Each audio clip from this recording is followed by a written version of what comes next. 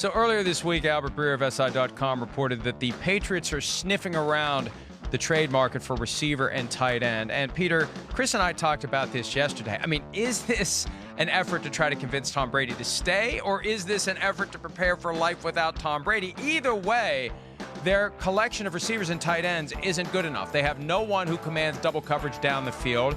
They do not have a deep roster of guys that you can count on to catch the football if you throw it in their direction. What do you think they're preparing for? Is this the pitch to keep Brady, or is this, hey, if he goes, we really need better receivers? It's the pitch to keep Brady. Because think of it this way, Mike. If Tom Brady stays, he's going to have to know that the New England Patriots are in for what he would be in for, which is to win now.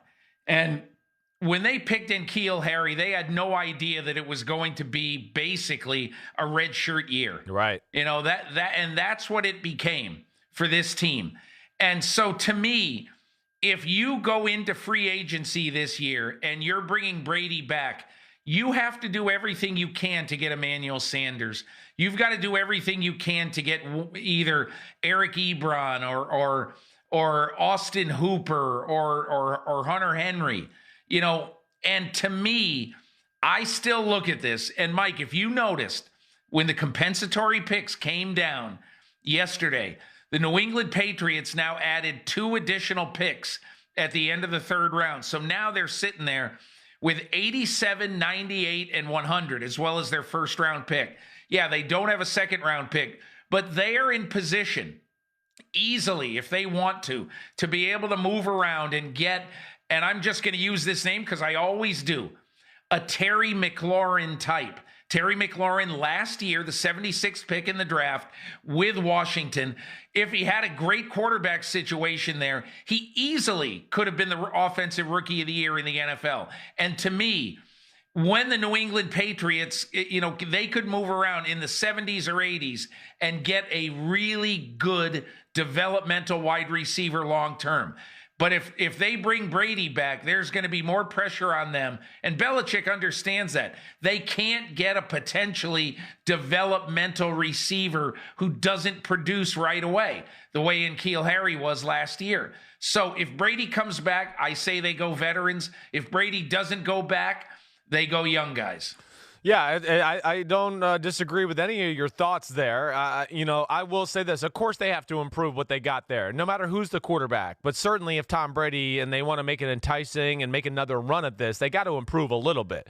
Now, hey, I expect N'Keal Harry to be a year better, right? You know, Julian Edelman's still going to be Julian Edelman. Jacoby Myers, who was another guy that was young, of course, I think he'll be a little bit better. But, you know, and Mohamed Sanu, we know he had an injury. He should be better year 2 in that system as well. But they do need a difference maker. And I'm with you, Peter, more of they need to go something, I think, right now, especially in Brady in his last year, of the proven route. You got to go, I think, that way. I think you're, you know, if you're putting too many chips into, we'll find the guy in the draft, it's just too risky. And I would say this, too. You know, if Brady stays, I do think they're going to be aggressive, whether it's a trade and free agency or whatever it may be.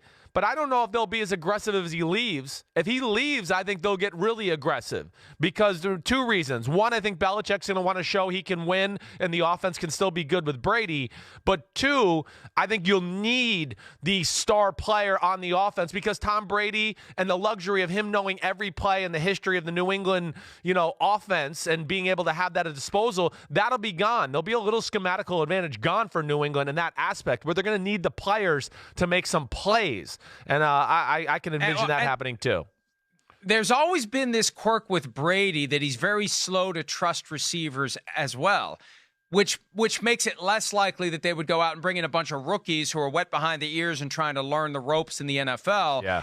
And it really makes me think that, and again, I'm rooting for Tom Brady to leave just because I'm rooting for chaos. But if he's going to have to break in with a new bunch of guys anyway, he may as well go somewhere else. Julian Edelman is the only one that he's got that connection with, and it takes him years to develop it. And he's got no one else. Gronk is gone, and other guys he'd be comfortable with are gone. And if he's going to be uncomfortable anyway with his pass catchers, he may as well be uncomfortable with a new team of Hi, I'm Mike Tirico, and thanks for watching. Make sure to hit subscribe for the latest news and highlights from NBC Sports.